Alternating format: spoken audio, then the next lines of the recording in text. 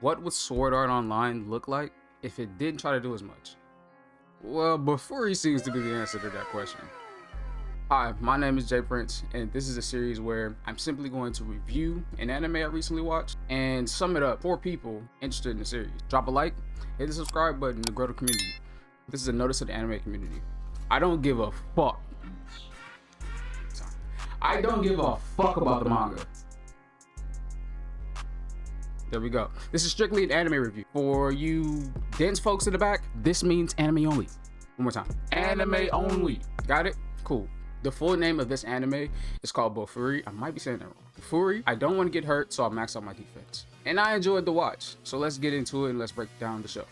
The title is pretty self-explanatory. Character named Maple in the show. Her game character is named Maple. You'll call her Maple. I don't even think you're gonna address her by her first name much. She was convinced to try out a game called New World Online by her friend Risa Shiramine. I might be saying that completely wrong, but her in-game name is Sally, and Sally turns out to be pretty nice at the game too. So, by the way, if you haven't noticed, slight spoilers in this review. Sally doesn't appear in the game until a few episodes because she was struggling in real life with her grades. She was excited to find out that Maple was enjoying herself. She was having fun with the game. Right off bat, people were like, yo, why are you comparing this to SAO? Because SAO is probably what birthed this series to even be thought of. SAO is about a main character being trapped within a game. This story is about a main character playing a game. They're not so much trapped in it, but they are enjoying it and having a really good time. Kiriko and Maple have some similarities, and they're a little bit more on the devious side. Both of these characters are plainly OP. We at least get to see why Maple's OP. Kiriko, we didn't get so much, and I think that's why I enjoyed the series a little bit more when it comes to seeing Maple's development. A little bit more about our main character. Maple Kade is between the ages of 15 and 18. I think she might have started at 15, but the series is still ongoing. There's a season 2 currently out. I'm waiting for that to finish, and then I'll watch that. I want to acknowledge that I watched this anime in dubbed. Some folks that might kind of take away from their enjoyment, but for me, it's simple. We can watch it in dub, and that's just how it's gonna be. The ratings for this series were a 7.6 out of 10 for my anime list, 4.5 from Crunchyroll, and a 7.5 from IMDb. Near the end of this review, I will tell you my ratings. From the start, they're solid. I'm gonna get into the voice actress of the main character. Her name is Megan Shipman. She has voiced 92 roles from 101 titles. I don't know how that's possible. My source is from Behind the Voices Actors. Leave that right here for you guys.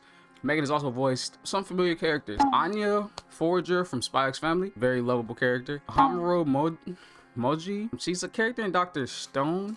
She appeared briefly, as well as Sasha Bruce from Attack on Titan, a young Sanji from One Piece, and Arthur Boyle, a young Arthur Boyle from Fire Force. And she also has been credited a voice acting role as Azula in the game of Smite. Her list of voice acting experience is very lengthy, but these are some very known names that I think a lot of y'all might find noteworthy. Some things I want to point out about this show is the character designs are amazing. The actual characters and even the creatures, they're pretty dope. One of my favorite character designs is this character Chromes. He appears kind of plain, but then he gets a second armor set that is it's nice. His armor set is nice. I don't really want to sit here and say he's my favorite character, but the armor is pretty good looking. I mess with it heavy. I really do. It's just the mask, something about this mask. I was surprised the creatures and monster designs heavily though. I thought they would make them kind of lazily. Some of the character designs on the monster side I found extremely interesting. We have something called a Demon Knight. When he appeared, I thought he looked alright, but he had a second form that really caught my attention. We have the big fish, literally that's all it's labeled. I thought it was pretty cool design, especially when it started attacking. This is a creature that Sally ends up fighting. That's how she earned her special things in the game. There's also this demonic jester looking thing I thought was pretty interesting looking. It was done pretty simply, but pretty good. I thought it was dope. We also have the Skeleton King. You guys will see this, I think, by the time Crone unlocks his second armor. He had to fight this guy, and I thought it was pretty cool. Now, let me break down a favorite character of mine in this series, at least one that stuck out to me the most. Maple's kind of my favorite character, but I don't want to say her because she's the main protagonist. She's the main character, but she kind of makes you want to root for her, That's just the vibe of the show. Even though she's a bit broken, you kind of want to see her win, even in situations where she's gonna win. Honorable mention though would be Kanade. It's a member of the Maple Tree Guild. It's a guild Maple forms later on in the anime series. But when we first met Kanage, he was like a level 5. He kind of just seemed like a kid enjoying the game, but he's really interested in like puzzles. He's very smart. When we first meet Kanade, he's playing a game with Maple, some sort of game in the sand, and he's basically beating her. This strange staff, the game calls it, that looks like a Rubik's Cube. It's very powerful, and he got it for solving a puzzle, but it can transform into a staff, but it has its own unique properties, and I think he might be the only person in the game with it. It bears the skill Akashic Record. In addition to its stat effects, the staff later acquired the Magic Record skill after he completed another puzzle. So he first had one Rubik's Cube, completed another puzzle, got another Rubik's Cube. At this point, Maple Tree Guild has a bunch of unique people, all finding like unique things, making them extremely difficult to deal with if you're another player. And I find that like kind of cool. It's like Black Clover in a sense, where all the oddballs come together, and they, instead of them being oddballs and weak, these are some strong oddballs. So you want to kind of steer clear. But again, I like Kanade because he's a very intelligent kid and he can get in his bag. Literally, Akashic Record and Magic Record is basically his bag. So, you know, pulling tricks out the bag. Past that. I don't really have a character I dislike in this series or character I hate, but I do have a least favorite. There's this guy called Drag, and simply he's a boring character to look at. He doesn't really leave me much to wonder about. Very simple looking, in my opinion. I could really care less for his character design. He also doesn't have much of a personality that stands out. It makes him a bit forgettable until you actually see him again. But this guy is still a strong player despite any of those things. It's just boring. boring for me. After enjoying season 1, I can tell you so far that the plot simply does what the title says. We're watching her put all her stats into defense and her become OP, honestly. Her unique way of playing New World Online allows her to unlock a ton of skills that make her more and more of a force to deal with.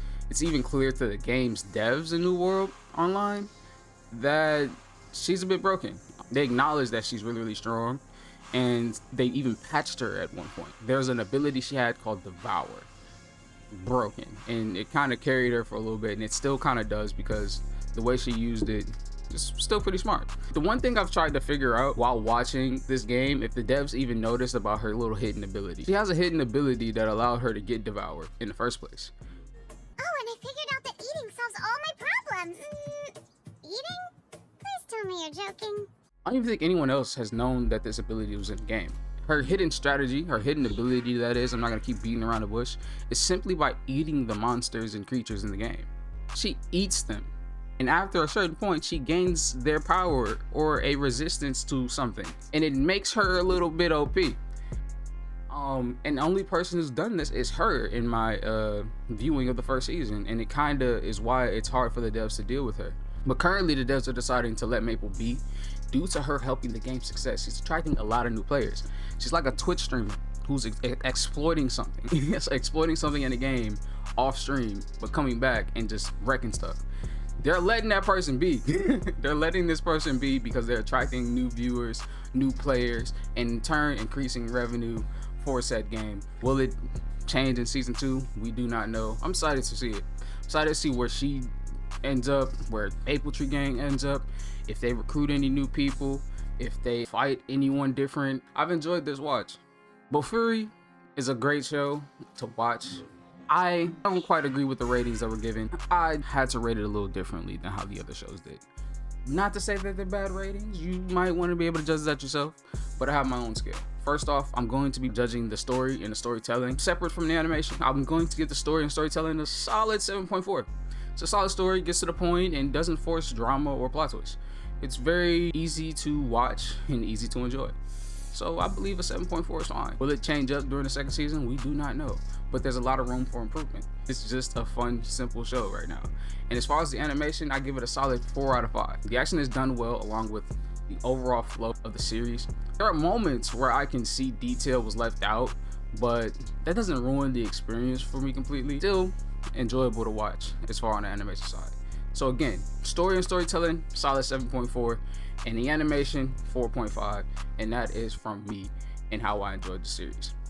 Hope you guys actually are interested in watching the show a little more in detail. If you're not, just put it on the watch list.